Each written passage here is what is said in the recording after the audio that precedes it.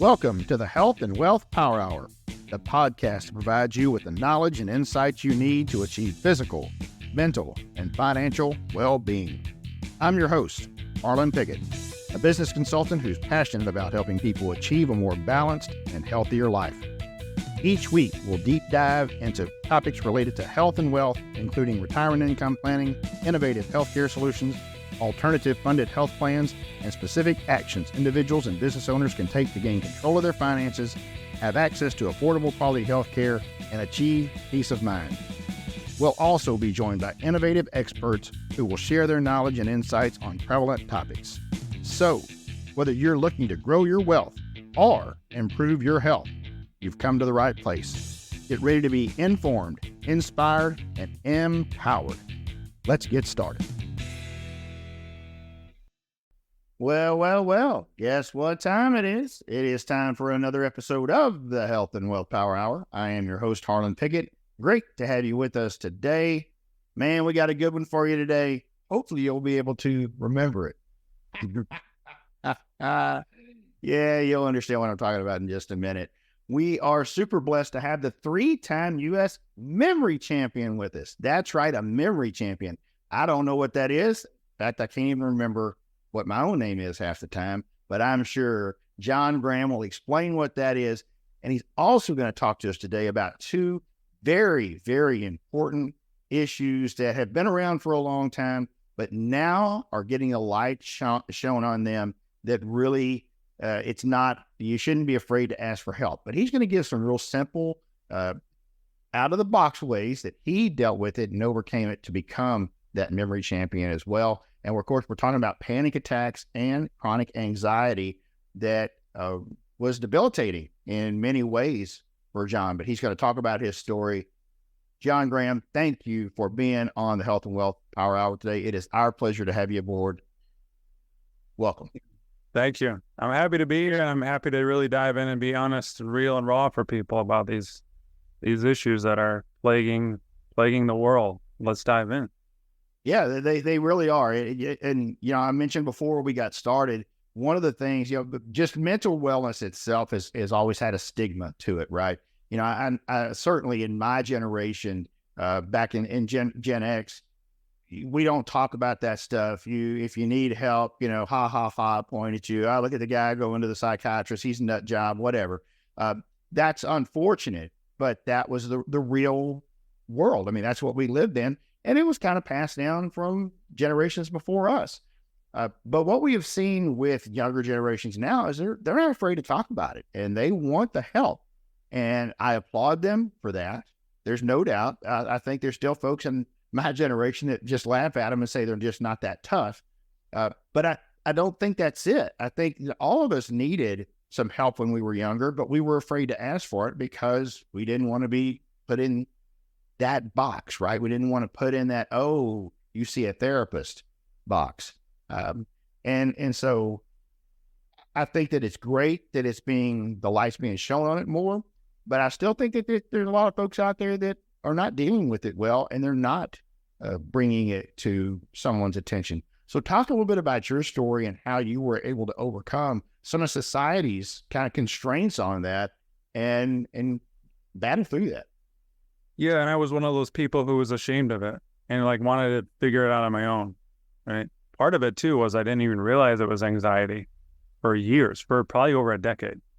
It was just, in my mind, it was pressure, it was freezing up, it was overwhelm, but at the root of it, it was anxiety, right? And the biggest thing I can say right off the bat to really shake the tree here is anxiety, panic, depression, it's not mental health. And this is the big thing, is it's treated mentally, but the root issue of it all is emotion. It's an emotional root issue. And so that's why all the methods, the cognitive therapy, the meditations, the supplements fall short. And these are all things I tried for many, many years. They fall short because they don't reach the root of it all, right? So when I actually learned that I have a massive amount of suppressed emotion inside of me that's causing these physiological reactions, these brain fogs, heart palpitations, dread in the morning, and shutting me down mentally. I would literally freeze up, just in fear. in my head, hot head, it was just an overwhelm, right? These are all emotional root issues. And so I'm here like shouting from the rooftops because I've fully overcome all of that, to say let's dig deeper here. Let's go to the root, the emotion of it, and share with people how they can do that instead of, trying to cope and manage with it mentally. And I mean, that's interesting. I haven't heard that before, probably because I've heard mainstream answers to this, right? I've heard people say, oh yeah, you go with your therapy, but it makes sense when you're talking about it as emotional, because that is what it's all about. I can see that, overwhelmed by your emotions, right? I can understand that. That makes sense to me, because I think we all have. I mean, think of sorrow whenever there's a loss of significance to you, right? That can be debilitating as well. Grief can be debilitating as well. So certainly emotions can put you there. Yeah. Like think of overwhelm, for example, right? It's where, let's say you're looking at your to-do list, you're an entrepreneur, you're overwhelmed by all the emails, like the list of the things you have to do, the things you want to do, the goals. Like I would literally get to my laptop, look at everything and shut down because I couldn't figure out what to do next. It was so overwhelming. I would feel hot in my head. My head would start spinning. So we think it's a mental issue because here I am in my head. But the reason you jump to your head, it's a survival. Because really what's going on is you're overwhelmed with emotion. What's actually happening is everything is poking all this suppressed emotion inside of you. You're overwhelmed because you're feeling frustrated, you're feeling impatient, you're feeling agitated, you're feeling anxiety all at the same time, literally overwhelming you, right? So what I realize is, and this is not new, this is not my revelation at all, many people have known this for centuries, is everything that you've ever pushed away in your life, every moment that was uncomfortable, that you pushed away, that you never processed, it's still inside you. It's suppressed emotion. And so over time, we build up massive amounts of suppressed emotion that we don't deal with. So, when you were 5 years old and you got a scowl from your parent or a teacher or like an adult, right? A look of disappointment, and you shut down because, oh my gosh, this person's mad at me for what I did. That causes a suppressed emotion, right? And you shut down. This just happened, and I'm going to be very real. I have a 2-year-old. Yesterday, she had a fork, and my oldest was like showing her a fork. Well, I was making something, and I look over, and she has a fork poked in her eye. She's playing with it in her eye, and I go, no. Like, but that abrupt, like, no, scared her, and she shut down. Like, my intention was to save her, to help, but she took it as, oh my gosh, daddy is mad at me, right? And she shut down. She started hyperventilating because she was so disrupted, right? It's moments like that in your past. If you don't process that fully out and get that emotion out, let it pass through you. If you shove that stuff down because it's uncomfortable, it builds over time and causes all these issues.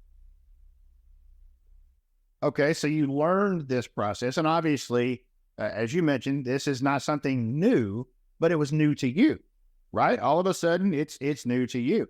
How did you use that then to make changes in your own life? Yeah. Well, you realize that using your mind can't solve this.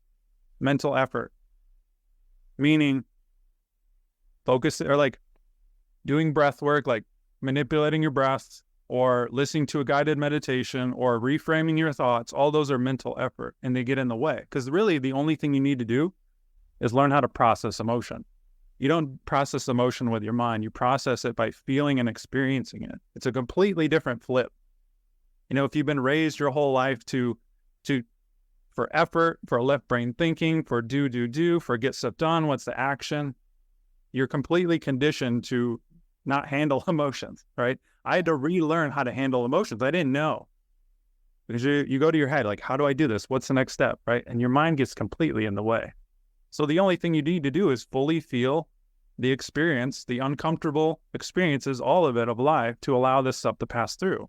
I also realized there's boulders from the past, moments when I was 2, moments when I was 15, 13, heartbreaks, breakups, betrayals, all this stuff that I'm holding on to resentments or angers or little things. How do I access those emotions from the past and release them without mentally digging, and strengthening those neural pathways? Yeah, and that's very difficult because, as I mentioned earlier, especially in my generation, I mean, it was suck it up, buttercup, right? I mean, that was it. You just move on, and so there's a lot of baggage. I think from our generation, there's no doubt there's a lot of baggage there that you're carrying that you probably don't realize is affecting everything, right? It's affecting relationships, obviously for some more than others, but unprocessed. I mean, there's I can't imagine that most people don't have a lot of unprocessed emotions. Everyone has this. Everyone does it. Yeah, we're human. Yeah. And so it's not to be like, oh, I'm a horrible person for doing this. We just naturally do it. And the older generations, you're right, have put shields up, like to protect themselves from looking weak. Because if your father said, be strong, like be a man, don't cry, guess what? Every time you felt like crying, you held that in, you suppressed it to look strong. Well, looking strong is fake. It's an armor. It's a mask. It's completely not real. And in fact, some of the people who are the angriest or like the hardest shells often have intense amount of suppressed anger and emotions inside of them. And that was me. You put on a facade. So when you realize that, now you can look within and try to find that stuff and release it to process it out. But like the whole tough guy look, the reason it's fading is because people are realizing that it's a facade, right? And internally, there's so much going on. Like, I'll give you an example, and this is very real in my life. My grandfather, he was 90 years old. This actually happened 2 years ago. He committed suicide. Wow. 90-year-old man. Like, and it completely blew us away because we had no idea. We had no clue. It was just like complete blindside. My grandmother had gone through some strokes and she wasn't the same. But internally, he was not okay, right? Just like I was not okay when I was going through my anxiety and panic. But to the world, I looked okay. I put out that front, I'm okay. But internally, I wasn't. I was struggling. And so was he. But we have to realize, like, when that happened, it completely shifted my life. It completely changed me. Because I said, I can't continue that pattern. That pattern goes from grandfather to father to son unless you change it. So everyone listening, if your family has these issues, and every family has something, you can be the person to break that pattern for your kids and for yourself. And that's very difficult. As with any generational situation, it is very difficult to break whatever that is. I mean, we see it across any of these things, but it is kind of hand me down. I mean, you talk about that, real men don't cry or whatever however you want to say that. I mean, there's no doubt that was passed down to us, that type of mentality, that tough guy, whatever you want to call it. One of the more interesting things, whenever I had another guest on, I think it was actually on my radio show before I started doing the podcast, and she was talking about suicide. And one of the places where it's very prevalent is in construction. Because in construction work, those folks can't ask for help because they'd be looked at as weak. Yeah. Right. And you look at the dynamic of that and you think about, wow, you have to be a macho guy, right? You have to be a tough guy to be in that kind of place. Historically, that's what is expected from you. But what's not expected from you is to have any type of weakness, especially a mental weakness. And so you can't go ask for help. And so I was blown away. I mean, it made sense whenever she told me this after I processed it a little bit there. But that's a reflection of exactly what you're talking about right there. Is you're not allowed to show weakness, and that is considered by our generations, unfortunately, and our society in many cases, it's been considered weakness. So it is a breath of fresh air to see the stigma somewhat going away. The stigma of asking for help from these different things, whether it's depression or panic, all the different parts of it, all the different things. Or I just need someone to talk to help process things. That going away. Yeah. And we can also reframe it too. It's not that, because I was the same way. I didn't want to ask anyone for help. I didn't want to see a therapist because I didn't really believe in that stuff either. But you don't always have to say, I need help. You can always think like, have a guide to take me higher. Because here's the thing, all of this suppressed emotion inside of you that we all have, that's your suppressed potential. So not only is it causing issues, if you can release this and integrate this, which you can do on your own, that the intelligence of that suppressed emotion will take you to your next level. What I mean by that is people feel like there's a barrier sometimes, like there's a block between where they are and what they want to get to, right? They feel like there's a mental block, a resistance, right? It's the suppressed emotion. So we try mentally to motivate ourselves to do these mental hacks, change our beliefs mentally, but that's limiting. There's intelligence that we've suppressed. We've fragmented ourselves. And so for those listening, this is an up level. This isn't just like, you don't have to deal with your anxiety for the rest of your life. You don't have to manage and cope it. You can if you want and bottle it up, or you can really move through it, release it, integrate it, and up level naturally. And that's what happened to me is like, I never wanted this idea that I need to see a therapist for the next 10 years. No, that's not the route I took. And I don't recommend that actually. I actually believe and know that people can move through this very quickly if they are willing to go there, if they're willing to face all the stuff that's inside of them, right? Because we stored this stuff as pain. It will release as pain. Are you willing to face it?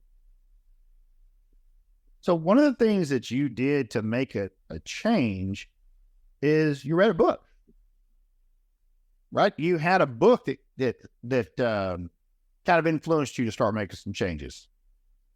There was a book that I read for memory that got me started on my memory journey, Moonwalking with Einstein. As far as the panic and stuff, I read a lot of stuff. There wasn't really one. So there's a book called Emotion Code that got me started on this, which talks about suppressed emotions, and it's very intriguing because you can actually communicate with your subconscious mind to find out where these suppressed emotions are. There's some problems with that book as far as integrating it, but yeah, I started down the rabbit hole of learning more about suppressed emotions and how to release them. So yeah. What got you? What was it that clicked that it wasn't a mental but an emotional? Something have got there that made it click, that sent you down the rabbit hole, as it were. Yeah. So I'll give you an example, like an analogy here. If you have a heart attack, it's such a profound moment in your life that you make a change. Like you hit a wall and it scares the crap out of you, that you go, oh my gosh, I need to eat better. I need to do better. Like I need to exercise. I need to completely, not just a little bit, completely change my life. So I had that moment with panic, meaning I got to the point where I was having multiple daily panic attacks over and over. And I said, I hit that wall. I had my heart attack, quote unquote. And I said, I need to change. What I'm doing is not working. At the time, I had the best mindset coaches in the world. I mean, top elite, trying to figure out like mental reframing, changing my beliefs, pumping myself, kind of like Tony Robbins, Joe Dispenza style, like frequency. And that wasn't working. And I thought, this is top of the line. This is like, I'm a brain guy and I've thrived on my brain my whole life. I've tried all these mental hacks and optimizations, but it's not touching this stuff. I'm trying all the supplements, all the reframing, all the therapy strategies, all the everything, and it's not working. I'm getting worse. So I had my moment like, I need to completely change. There's something I'm missing here. And, a lot of you listeners believe in God and believe in divine intervention. When I made that decision to change, the teacher appeared, so to speak.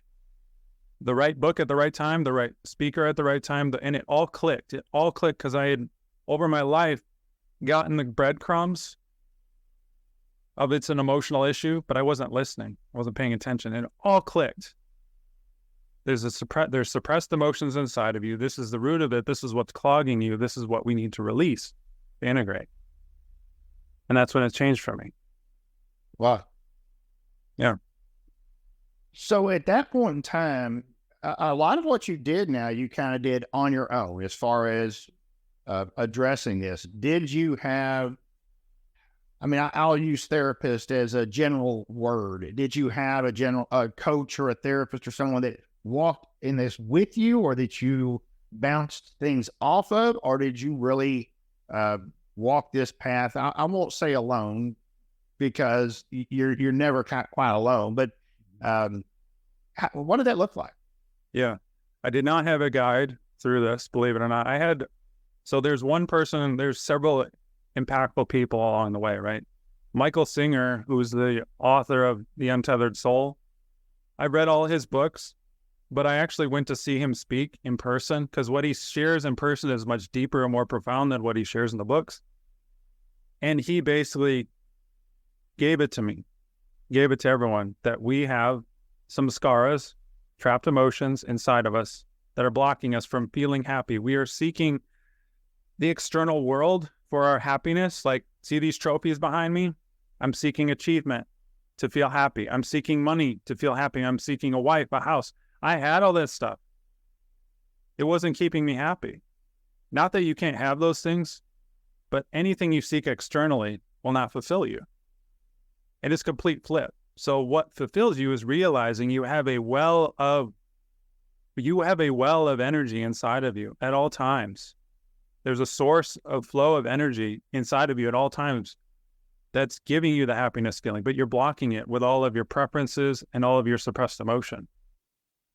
Yeah. And people know this, for yogis and mystics, and, Jesus knew about this for so many years and was trying to teach people this, but, we've been misguided by human thought for a while. Anyway, that's what opened the door for me. So I started, he recommended just relaxing and feeling all the stuff that comes up, all the uncomfortable feelings. And that's a part of what I teach now. So I teach 3 things. I'll go over this really quickly. Number 1, you need a regulated nervous system. If you have anxiety, panic, you're extremely tense inside, like tension, muscle tension. That's what's holding in the emotion. So we need to relax our nervous system, not just in one session, but I condition people how to stay relaxed all day so this stuff can flow through them. Second thing is how to unhook from negative emotions the moment it's happening, because everyone tries to do it mentally, or they escape. The moment you feel frustrated or irritated or anxious, you go try to feel better. You go, I need to go on a walk. I need to work out. I need to listen to this podcast. I need to get stuff done. That's complete bypassing. You're shoving that stuff back down by not dealing with it. So I teach people how to relax into that and release it as it's happening. Whether you're at the grocery store, whether you're on your laptop, we need to let that steam out. Otherwise, it's just going to keep piling in. And then the third thing is catalyst integration. It's how do we release the boulders inside of us, the breakups, the betrayals, the things of the past that we're still holding on to, that we don't even realize it, by the way. Like, I'll give you an example. My grandfather, when he passed, when he committed suicide, most people's reaction to that is extreme sadness, right? Grief. I had a little bit of that, but most of what came up for me was rage. All of a sudden, I was so angry at him for what he left, for how he did it, for the heartbreak of the whole family. I was so angry at him for about 2 months, and I held on to that. It was just rage. One day, I decided to talk to him. I hit my head on the pillow that night, and I said, Grandpa, I don't agree with what you did. I don't think I ever will, but I love you. And I meant every word of that. And in that moment, Harlan, I tell this story all the time, but an elephant of rage flew off of my shoulders. It was that visceral.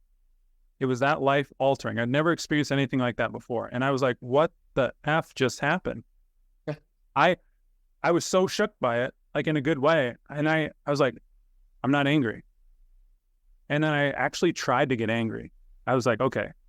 I like thought of every memory that made me angry thinking about this whole thing. And I couldn't. I could not get angry. And to this day, since that moment, I have not had an ounce of anger towards him. It was gone.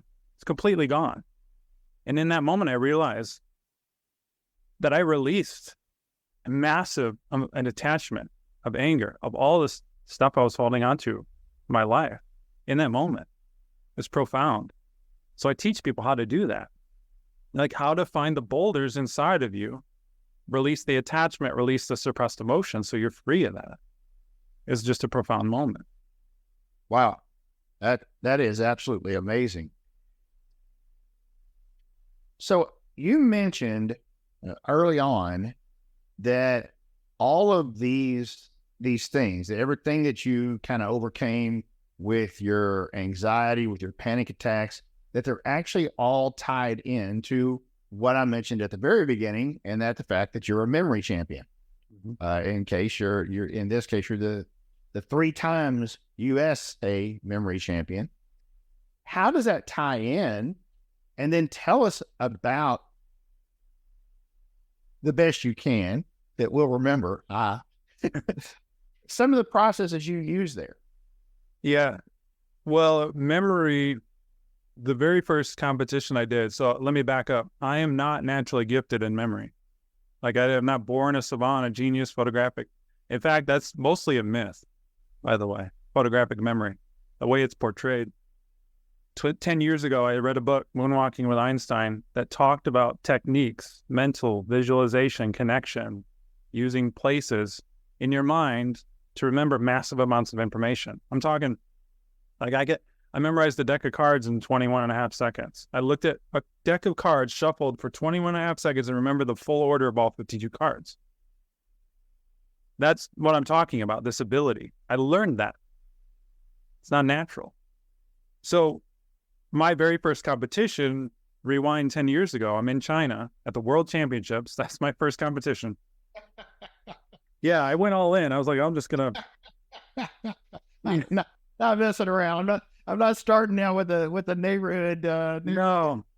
I went, I was in Southeast Asia traveling with my wife, and that's a different story, but I was like, I'm going to compete. And it's a 3-day event, 10 disciplines over 3 days, just a marathon. And I'm sitting there, and the first event comes, I'm sitting there, it's like you're taking a test. You're just sitting there, a whole room of people memorizing list of names and faces. But my heart was leaping out of my chest. I felt so much nervousness and pressure and, physical reaction. It's like it was so intense that I almost got up and walked out because I couldn't handle it. It's like you and I were talking before this about getting up in front of people. Like people can't speak in front of people. Why is that? It's because of this. They're afraid of feeling the emotion inside of them that comes up, that arises, which is nervousness, which is anxiety, because they can't function in it, right? It shuts them down. The same thing was happening for me. And so on my path to becoming a memory champion, yes, I needed to train in the techniques, but more importantly, I faced and learned how to not handle the pressure, because that's control. I learned how to allow it to happen, to be able to perform in front of people, stages, because just earlier this year, I was in China just a few months ago on the Super Brain TV show, and this is the biggest show in the world. 400 million people watch this show. So you think like a guy with panic and anxiety could perform in front of 400 million people? No. Like you need to learn how to not handle this, but completely allow it and completely release it in order to perform. So that's what I help people now, is because I've learned how to perform under intense pressure. Wow. I mean, even the best public speakers out there probably would hesitate at performing in front of 400 million people. Yeah. And it wasn't like I was just like going on the show to say hi. What I actually did, there were 100. First of all, I went up head to head against the best in China. This is a former Guinness World Record holder.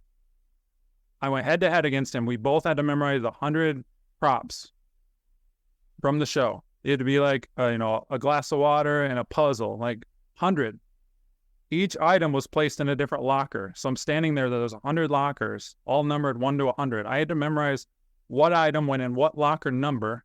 They shut the door, and then the judge would punch in a random 4-digit code to lock every single locker. So I had to memorize all 4-digit codes for all 100 lockers in front of 400 million people, right? So that's no joke, So it's completely different than going in front of 400 million people and saying, "Hey, I'm John Graham, nice to be on the show." No, I performed, right? And I had to learn how to do that. I might have got one. Yeah.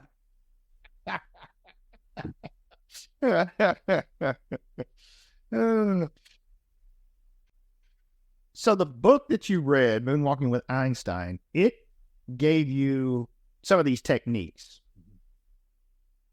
I assume, and once again, I know you're not supposed to do that you learned more on top of that you you took that as your basis, and then from there, you really developed even more. 100%. The book shares the basic strategies and structures. It's using the right side of your brain. Not all your right side, but there's a balance left and right. So left is your structure, your logic, right? We all have learned to memorize that way, which is boring, completely exhausting, just reading over and over. We actually use the right side of our brain. We use visualization, imagination, creativity. So basically, the basic technique is to turn the information into an image or something, like make an association, right? And then make a story out of that. So if you're memorizing a vocab or a foreign language, like I give this example a lot, you're learning Spanish and you're learning piscina means pool, right? Piscina, so you turn that into an image, right? What's something it sounds like? Piscina sounds like peace, or it sounds like piss in a, right? Well, but then you connect it to pool, right? So you imagine pissing in a pool, and it helps you remember piscina means pool, right? It's creative, it's visual, it sticks like crazy. So we're utilizing our imagination. My imagination, I'm 37 years old, is the strongest it's ever been. I can rival any 7-year-old in my imagination, right? Because I've trained it. That's another thing. As adults, not only are we said to, put away the emotions and be hard, but we're also taught to conditioned to stop using our imagination. So that's something I had to bring back. And you know what? That's a great point. Everyone talks about how awesome it was to have the wonder of a child, and that you lose that as an adult. And that is a great point. It's society makes us lose that. Going to work makes us lose that. Being an adult in this society makes us lose that, because imagination is no longer something that is valued when you're an adult. It's valued when you're a child, but it's not valued when you're an adult, unless you're unless you're Elon Musk, or you're, all of a sudden you're one of these guys that's got all of these great ideas and imagination. Well, why isn't it the regular guy doesn't have? Why isn't it promoted? Maybe we'd have more people like that if that was the case. So I think that's what you see is you see a lot of these most successful people that are not constrained by society's, the constraints society puts there, and they'll let their imagination run and say, why can't I build rockets? Why can't I do this? Why can't I do that? There's nothing to stop me except for society saying you can't do that. Well, let me prove them wrong. Yeah. What's collective conditioning is we're a left brain structure in a world and a society where logic, reasoning, structure, order it's very predominant. And it's not really anyone's fault to point fingers, but it is the way it is, right? So we have to learn how to bring that harmony back, left and right brain, on our own. But creativity, imagination is a superpower, right? If you cultivate it and allow it to happen, it's not that you force it to happen. Force is left brain.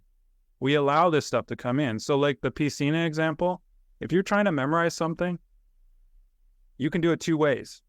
If you use my technique, you can left brain, do a Google search for the perfect image. What's the perfect image I could use? Like take forever or take a few minutes. to search, or you could use your right brain and allow something to download in, like the first thought that comes to your mind, like no censorship, no judgment. What's the first thing that comes to your mind? And if you trust that, that's creativity. It's more of a trust and an allowance than it is a search and a forcing it, if that makes sense. So yeah, I learned to cultivate that. Yeah, and it really goes even back to our school system, because imagination and creativity in most cases is not, it's frowned upon. It's not something that you get to do in school. There's a very much a structure there. Now, we do know there's some alternative schools that are out there. If your parents have enough money, maybe you can go to those. But as a general rule, if you're in the public school system, it's going to be very structured, even though, educators will admit that even very intelligent kids in many cases are not going to benefit the best from a school system. All they're doing is trying to get the most as possible, right? There's a lot of incredibly brilliant people that never finished school because school was not designed for them. They simply couldn't do it. It wasn't because they were dumb. It was because they were always in the clouds with their imagination and their creativity. And so they couldn't sit there and focus on the logical side of it because that didn't make sense to them, which is, I know it's contradictory, but that's just the case. Well, it's a cookie cutter system, and certain people don't fit into that box. So they're misfits, right? They're labeled as misfits, or, the students who flunk out, but there's a lot of issues going on too. And some of it goes back to that emotional issue. Like, even the kids who want to share, like I was the shy kid who wanted to do well and get good grades, and I wouldn't have been creative. I would have been afraid to get the wrong answer, to paint something wrong on my picture, because I had been conditioned to, like, anytime I put my opinion out there and I get a disapproving look or a weird look, that would hurt emotionally. I would be embarrassed. So I was the kid who, like, tried to be vanilla, not give my opinions, do things right. And so I stunted. Not only do you hide your dark aspects and your urges, but you hide the gifts that you have. Meaning, as a kid, I was interested in space and planets and aliens and spaceships and all kinds of weird stuff. But I was afraid to share that stuff because of, what if it's wrong? What if the teacher or my parents doesn't like it? Or what if they get weird looks? So we withhold our creativity because of emotional issues. Right? So it all kind of goes back to that. So one of the things that you've talked about in both of these cases is how, out of the box, you've handled both your anxiety, your panic attacks, and even your memory, the memory feats that you're able to accomplish. A lot of that, I'm sure people can have some access to by going out to your website, and we'll talk about that here in just a few minutes. But do you think that, so you had a pretty different type of life until you started making these changes around 2014, is that correct? Somewhere around 2014, yeah, I was where I did the memory change, yeah. Mm-hmm. Okay. So you kind of had a little bit different life at that point. So the transition that you've made to who you are now, 10 years, pretty dramatic change in your life, pretty dramatically different person now that you are then. When you look back at that younger self and a lot of the struggles that you had, but do you wish you could change that? Do you wish you could go back and tell yourself about these things? Or do you feel like you needed to go through those to be who you are now? Yeah. Powerful question. I don't regret anything, and I don't wish that I could go back and tell myself, because here's the thing is, those events made me who I am, but on a deeper level, I chose them. Like, my soul chose that path, because why would I choose panic and anxiety? Why would anyone choose that suffering, right? I fully believe in my heart, my soul, that I chose that to go through that metamorphosis, that transmutation, because we can't Like everyone wants to learn love and patience and kindness and all these virtues. But if you ask God for that, if you want to have those virtues and be embodied in those, not just talk about them. If you want to feel peace, you have to go through chaos, panic, fear, to learn how to hit that wall. If you want success, you have to go through struggle, right? If you want anything on this end of the spectrum, you have to hit the other side to learn that juxtaposition. So the panic and the anxiety in all the moments in my life when I was 13 and being bullied, when I would freeze up in front of people and not know what to say, when I would go overwhelmed, all of that was a gift because I learned the deep, deep pain and transmuted that into where I am today. I wouldn't be where I am today if I would go back in a time capsule and warn myself of these things. And that's the thing is like, I see a lot of people kind of living in this comfort middle zone. That's why no one changes. Humans are extremely stubborn, myself included. If we're okay, like, yeah, we don't change. When I hit that bottom, I was like, I need to change. I had my heart attack moment, like I said.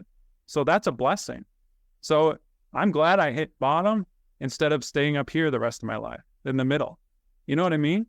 So I'm so glad, I'm so glad I went through that. Yeah, I do. And I agree. I asked that question because, my life hasn't been all, roses and rainbows and sunshines and all that kind of stuff. There's been ups and downs. I'm very blessed to have been married to my wife for 32 years, but it hasn't been 32 years of bliss. I mean, we've been through ups and downs. We just made the decision to go through those together. And so when times were tough, they were tough for both of us, and we supported one another. But I feel like that I would not go back and tell myself anything because I'm who I am today because of all the lessons that I have learned. And probably some I didn't learn, right? There's some that as you mentioned, I've suppressed them. I've said, that was just this. But it probably wasn't. I probably missed out on a lot of important things that one day will click and I'll be like, oh. No. Yes. 100%. And it will show up. Like the more you suppress it, the louder it will keep getting. And so, right, everyone has this. Everyone listening, I want to challenge everyone. Everyone in your life and everyone has these people, right? There's the politicians we hate. There's the relatives who drive us nuts and irritate us. There's the people in the past, the exes, the narcissists, whatever that you have in your life. I want you to think about them differently because this made a dramatic change in my life. Instead of holding on to that energy of hate, resentment, anger, fear towards these people, those people are the gateways to your next ascent. They are your next level, meaning if you can learn how to make peace with those people, and you don't even need to talk to them to do this. Like I talked to my dead grandfather and I released so much. If you can make peace with everyone and everything that bothers you, and this is what I teach people how to do that, to release this, you're going to up level because every dark moment in your life was not God punishing you. Right. Unless you see it that way. If you see it that way, you're right. But every moment is a gift. That's why you are given everything you need to get to where you need to be. The people in your life who broke your heart, who betrayed you, who stabbed you in the back, who did awful things to you, you need to learn how to release that judgment of what happened and to forgive that so that you can release that poison that's inside of you to get to your next up level, right? As hard as that is, that's why we resist so many things. But like you said, all the trials and tribulations are not punishments. They're lessons. They're gifts, if you can see it that way. And that completely changed my life.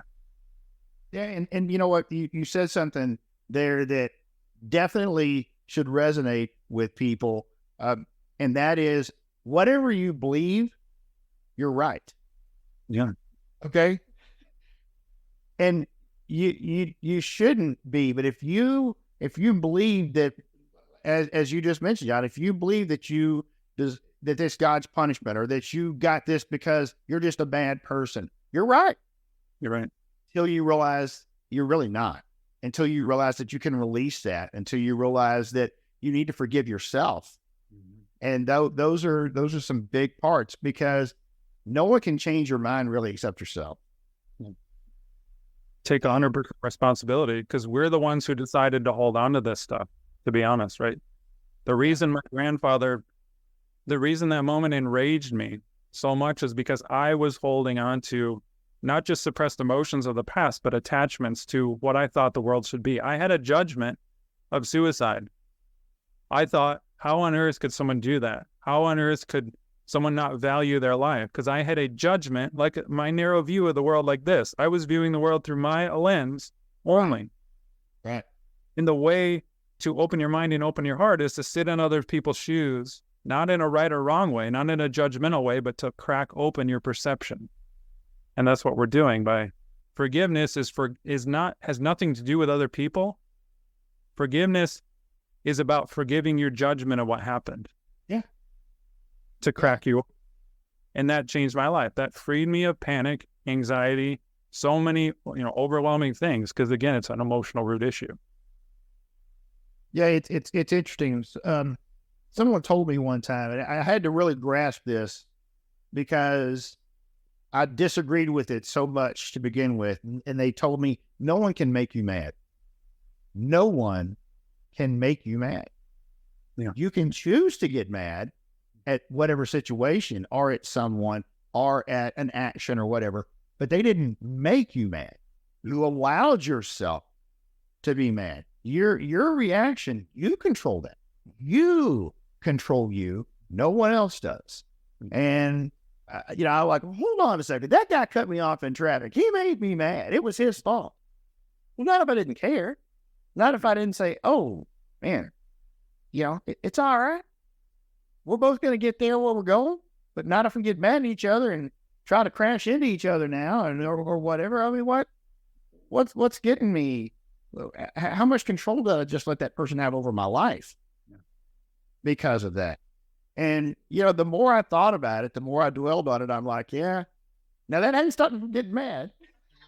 No, you feel it. You still feel it. Yeah. Well, here's the thing. That's right. It's your choice. But it's also normal to feel the anger well up in you when someone does cut you off, right? That's indicating that you have a suppressed emotion ready to come up, to be seen, to be released. And so what do most of us do? We react and get angry and tense up. That holds it in, right? So we have to learn how to feel that, to release it, but also let go of the attachment. When we're angry, we're attached to something. Most of the time, it's attached to being right. We are so attached to being right, to being that person is wrong, I am right, they're stupid, I am right. That attachment is what's holding that suppressed emotion in. And again, I teach people how to release those attachments so that when someone cuts you off, you don't get triggered and so bothered by it that you tense up again, right? That you can release that stuff because you know the ripple effect of that anger. Because if someone cuts you off on your way to work, it ripples off into your work, it ripples off into your emails, it ripples off into your conversations where you're short with people. It affects everything. And you completely get out of your heart, which is that divine intelligence, that creativity pouring in, is because you're so trapped in your head and your emotions. So if that moment doesn't trigger you, you're in a completely different trajectory in life where you can stay present, you can be kind and loving, and you can do good work. Right? That's another reason why we need to release this stuff, because it completely affects our relationships. It keeps us in autopilot. It keeps us in reactivity. It keeps us conditioned. So it's a really powerful reason, not just to feel good on the inside, but to your greatest potential. The greatest gifts you can bring forth to the world, your creativity, your relationships, everything is impacted by that ripple. If you can neutralize that ripple of all your reactivity, you're powerful. And that's what I realized too. Not only can I perform better in front of 400 million people, but I can be present with Harlan on a podcast and share from my heart and not be afraid of sharing the wrong information or being controversial. I can just give, right? It completely impacts everything. Yeah, I can't tell you how much I agree with the fact that a lot of everything that makes us angry, disappointed, whatever you have, fill in whatever emotion you want to, is that we want to be right. I think that 90% of any battle my wife and I have ever had in our marriage is because one of us wanted to be right. And, we had a very interesting conversation just recently that at the end of the day, both of us actually wanted the same thing, and both of us would be right if we got it. But it's like we wanted to have a battle instead. It's like sometimes like, I don't think I can get through today unless we just have us a good old battle. It's been a while. Yeah. Yes, because we're holding on to something. Yeah. Yeah. Yeah. Well, man, this has been extremely enlightening. You certainly have a very different perception of the world now than you did previously. And I think that you're going to open the eyes of a lot of folks. You've opened my eyes in included, and a lot of the things that you have talked about. So I know folks can go out to your website, which is releasepanic.com, and to go and really look at the video and get where you want them to go. It's releasepanic.com/free, and they can watch the video. I know I would guess that on that video, you're talking about some of the same things that we've discussed today. Yeah. How to release that anxiety, that suppressed emotion forever. Yeah. Go to releasepanic.com/free to download that free video to jump right into that. That's awesome. And so is there also a way once they get that they can reach out to you to maybe get, maybe talk to you and see if there is a match there that they can even learn more? Yeah, I have a program, but I also do one-on-one with people who really want to go and release this stuff for their greatest potential and performance, right? To release that pressure. But yes, I do. That's a great point. This is not for everybody, because you can hear what I'm saying. Like, you have to be able to face this stuff, and not everyone's ready for that or wanting it. Some people want to take the medications and the meditations, and that's okay. There's no judgment. But if you really want to get to the root of this and release it forever and completely change, for good, then yeah, go to releasepanic.com. You can book a call with me to see if you're a good fit for it, and for me to lay out the options for you to choose of what would work best to do that and what you want to do. So is part of that program memory related too, or do you have a separate program for that? I have a separate program for memory. Yeah. So the Release Panic program all goes over those three things, the full regulated nervous system, how to do that, release and unhook from negative emotions as they're happening, and the catalyst integration to release those boulders so that your panic is free, your performance, tapping into that potential and integrating that. The memory course, if you're interested, I have a different website, memoryjohn.com. There's a memory course. I call it Next Level Memory, to learn all the techniques I use, the memory palace, the linking method, the imagination, the creativity to remember, just massive amounts of people, information, things. So you can go there and check that out. Okay. What's the name of it again? Memoryjohn, John with an H.com. Memoryjohn.com. All right, man, this has really been extremely interesting to me. It's always great to have someone on the show that is just bringing in totally different ideas and concepts. And you mentioned something earlier. It is not completely new. This is, centuries, eons. It's been known. Whenever you think about the way that you're approaching this, but modern society doesn't embrace it the way that it has been embraced in societies in the past. So shining that light on it again is, I think, very important. And I do have one kind of follow-up question to folks that may be thinking about this and maybe releasing their potential, but they say, well, I don't really have anxiety. I don't really have panic, but I've got maybe something holding me back, and I don't know exactly what that is, but I function at a pretty decent level, and, but maybe there's something there. Is it worth their time to reach out to you?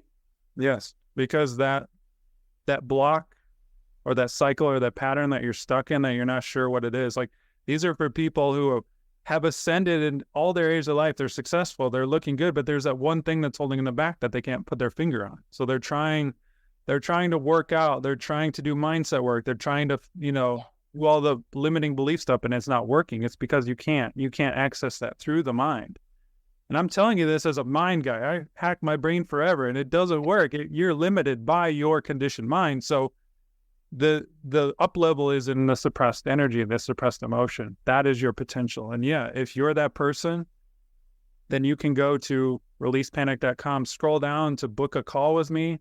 Even if you don't, here's the thing. I have a lot of people who don't even have panic attacks that sign up for this because they have exactly what you mentioned, just something that's holding them back. They can't see their pattern clearly enough.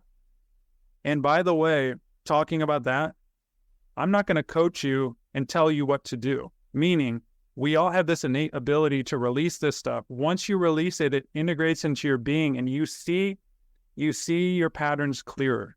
You understand where they come from naturally from that intelligence, right? My mentor talks about this. He says, you're basically letting go to let God. Our human is stepping out of the way to allow this energy to work through us so that we can up level, see things clear, take that next step without the fear. So you have that ability, but you can't do that through your mind.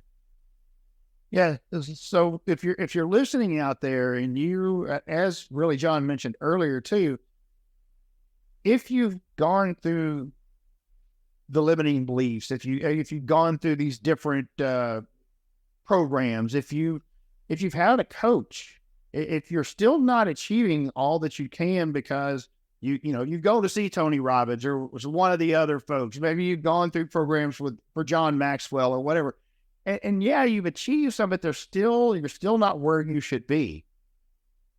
Maybe this is it. Maybe this is the answer for you, but it certainly is not going to hurt anything. It's not going to cost you anything but a little bit of time to go and have that consult with John to see if maybe that's what it is. So go out to releasepanic.com. Remember, it doesn't mean you're having panic attacks. It doesn't mean you're having anxiety. It means that you're ready to see if this is what is holding you back. You're looking for answers. We're all looking for answers to get better. And I don't see any reason why if you're big on self-improvement, if what you really like to do is read those self-improvement books, but you don't see it making the difference in your life, maybe reading that book isn't what you need. Maybe talking to John Graham is. So go out to releasepanic.com and book that time with him. But remember, you can also go out if you want to take the step before that. You can go to releasepanic.com/free and watch that 12-minute video that gives you even more in depth than what we've talked about today on the podcast. John, any closing statements, sir? No, if you're one of those people, I'm going to make sure that you're ready for it, that you're coachable, that you're committed to what you want to do, because we all have this within us. I'm not a guru. I'm your guide to show you the intelligence that you have within you, that you don't need a coach. You don't need a voice in your head of someone else, right? You can learn how to do this on your own, just like I did and be guided in that. And so, yeah, absolutely. If you are feeling there's a mental block, a resistance in the way of your potential, this is it. All right. Excellent. And give me that website for the memory class one more time too. memoryjohn.com. Memory and John with an H. Yeah. memoryjohn.com. If you would like to talk to John Graham about how you can improve your memory skills, maybe you're already so awesome you don't need to be uplifted the other way, but you can't even remember your name half the time, then go to memoryjohn.com and look at that as well. Man, I cannot tell you how much of a pleasure it was to have you with us today. I really do appreciate you taking time out of your busy schedule to share your incredible wisdom with the listeners. Yeah, it was a pleasure. Thank you for diving deep for people, with your own curiosity. You're a blessing for that. So I appreciate you, Harlan. Well, thank you so very much, John. All right, guys, I sure hope that y'all enjoyed that podcast. Man, well, I'll tell you, what an incredible guest. Please go out there and, if nothing else, listen to the free video. Don't forget that's at releasepanic.com/free. I tell you, I've got the website pulled up. I'll be watching it directly after we finish this recording, because as much information as I got, I'm sure that there is even more to listen to there. So once again, really appreciate John being with us. Don't forget about the other things that we've got going on the last Tuesday of every month. Be sure and join in on LinkedIn, YouTube, Instagram, and Facebook as at 11 a.m. Central Time on the last Tuesday of every month. We do our monthly deep dive into all things crazy about healthcare. Our Why Does Healthcare Suck series continues every single month. We will dive into different things that are wrong with our healthcare system, but also give you some hacks to avoid some of those things can be critical issues to you, especially, when we still look at medical debt is the number one cause of bankruptcy in this country. It shouldn't be that way. We have talked about that multiple times and given you some hacks on that, but we talk about many other things as well. So be sure and join us there. And then weekly, if you want to know what's happening in the healthcare and health insurance world, then join me on my Kickstart. It's called the Broker's Edge, the Kickstart, every Monday at 10 a.m. Central Time across those same exact platforms. Thanks again for being with us. We'll catch you next time on the Health and Wealth Power Hour. We are out of here.